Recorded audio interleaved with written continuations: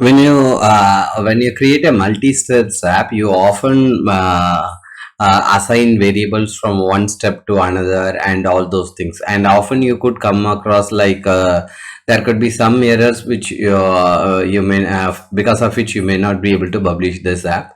For that, you have to, there is a easy way where Zap shows like status, which in the status you can see um, yeah, which particular step is causing the error, and you can just go see what the Zap expects. Like this transformer step, I have formatter step I have created, but I have not configured it fully.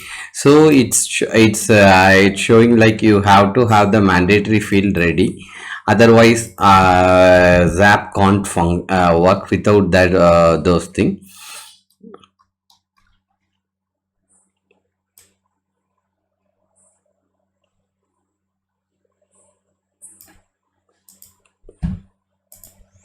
Say I have not configured the transform for the number. It's not allowing me to proceed and publish it. Let's fix this issue. Choose value, and I want format number, and let's input number. Let's take it from the Zap real IP, and then to format.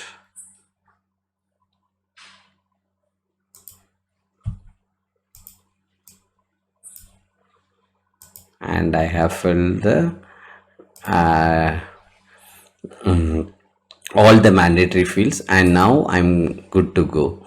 And once I test this action, this Zap, it will show like that Zap has no issues.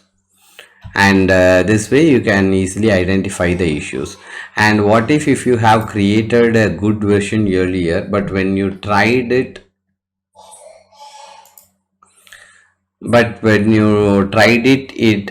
you seem like it's causing multiple errors. So let's go back to the older version. Just go here and click versions, and you can just click the triple dot here and edit from this version. Click edit from this version. It will show edit existing draft or replace. You can just click replace,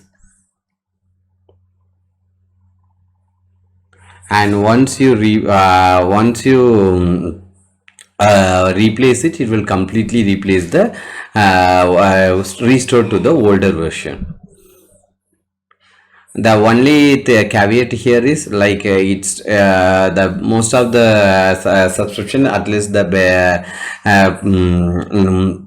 the entry level subscription offers only the version management up to 1 month only, so you can't restore to a version which was created long back.